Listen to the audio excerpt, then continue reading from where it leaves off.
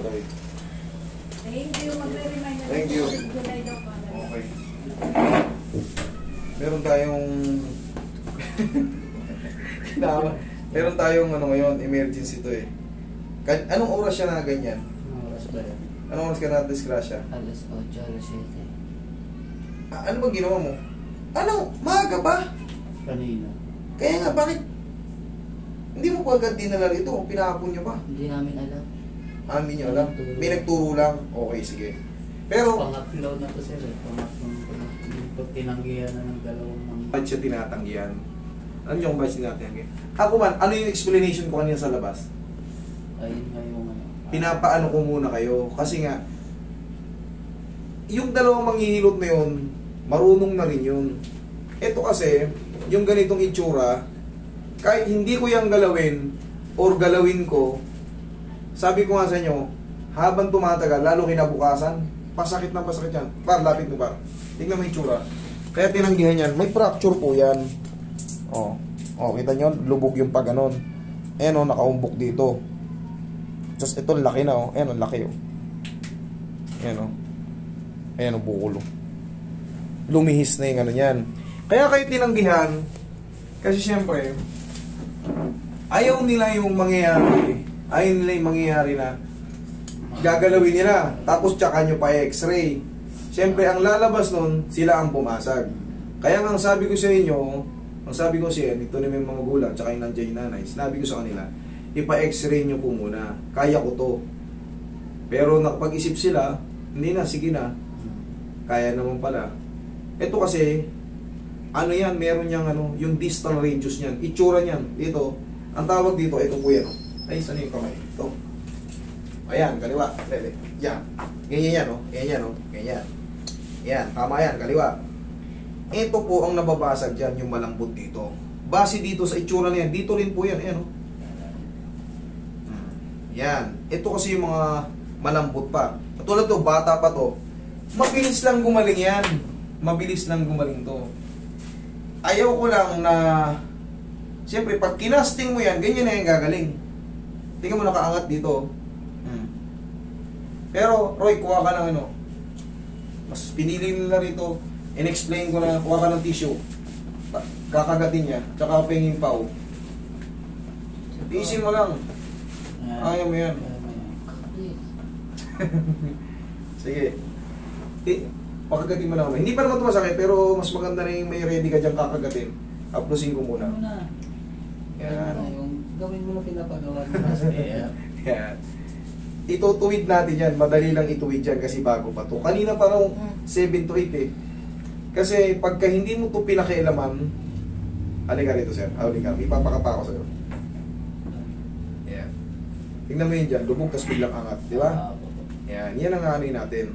Yan ang ibabalik natin. Kapay mo yung pagganito niya, oh.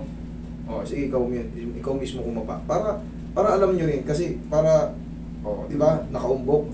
Tignan mo yung pulso mo. Tignan mo yung pulso mo. Flat. Ito, nakaumbok.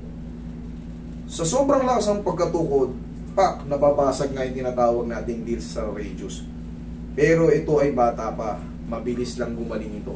1.5 buwan. 15 ka pa lang, di ba?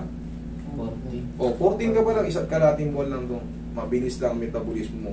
Pero kailangan mo lang, tiisin mo lang to, konti lang to.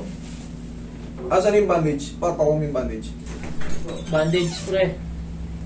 Ano yung bandage? Mabilis lang yan. Roy, tumabi ka sa kanya para may kakapitan siya. Nakikita yan kasi mapamlak ka. Ito di ba bibigla lang? Ayan, kaya mo yan. Hindi, masakit na konti yan, pero sa tingin ko naman, kaya mo yan. Bata ka pa eh. Hindi yung sobrang sakit, kaya-kaya mo yan. Ipapantay lang natin yan.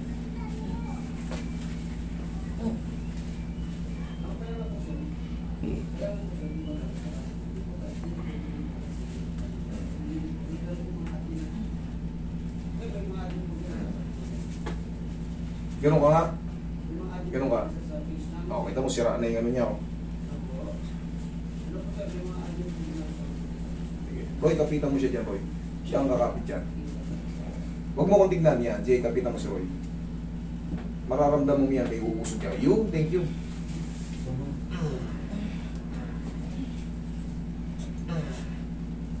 Thank you. Tapos na. Nawala yung bukol dito. Tingnan mo. Tapos na. Ganun lang. Taka na. Tanggalin mo yan. Magsalta ka. Ganyan. Kailangan lang iusog yun. Tapos na. Kaysa naman, ang laki ng bukol dito kanina. Nasaan yung bukol? Magkaiba na. Nasaan yung bukol kanina? Wala na. Right. Kailangan lang yan. Ilulubog natin yan. Kaysa naman gumaling yan na naka-place yung buto. Huwag ka na mag-expect na lulubog yan dahil sa semento.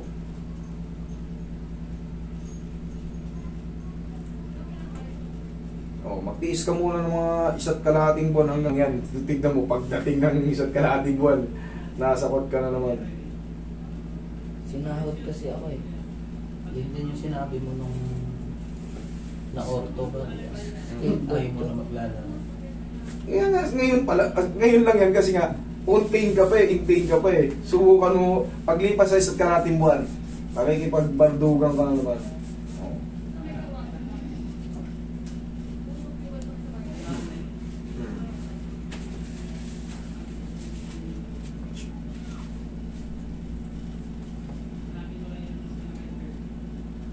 Shoot na shoot. Roy, hawakan mo nga siya, Roy. Thank you.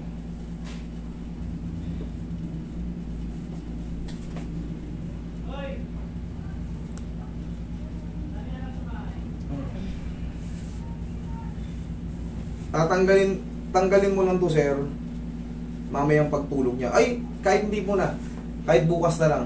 Tanggalin mo pag matutulog ka para makasingaw yung pulso niya. Bukas ng hapon. Una alas 5 na mahigit Huwag nyo na munang tanggalin. Hayaan nyo lang muna hanggang sa matulog siya. Lagyan nyo lang siya ng tandayan ng unan. Nakataas ng konti. Yan. Bukas ng umaga pagising mo, tanggalin mo.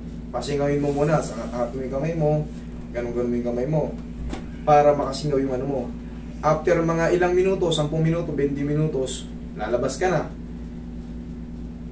I-fold mo ulit, bandagean mo, maghapon. Tapos pag matutulog ka, tanggalin mo para nakasingaw na siya. Para hindi na iipit yung dugo ng tingdad sa pulsuhan. Tanggal na yung ano niyan, tapos 1.5 months, nakikipagsuntukan ka na naman yan. Okay? Tama? Yan. Buhay yan ha? Okay. Walang naputol dyan. Okay? Sige, thank you.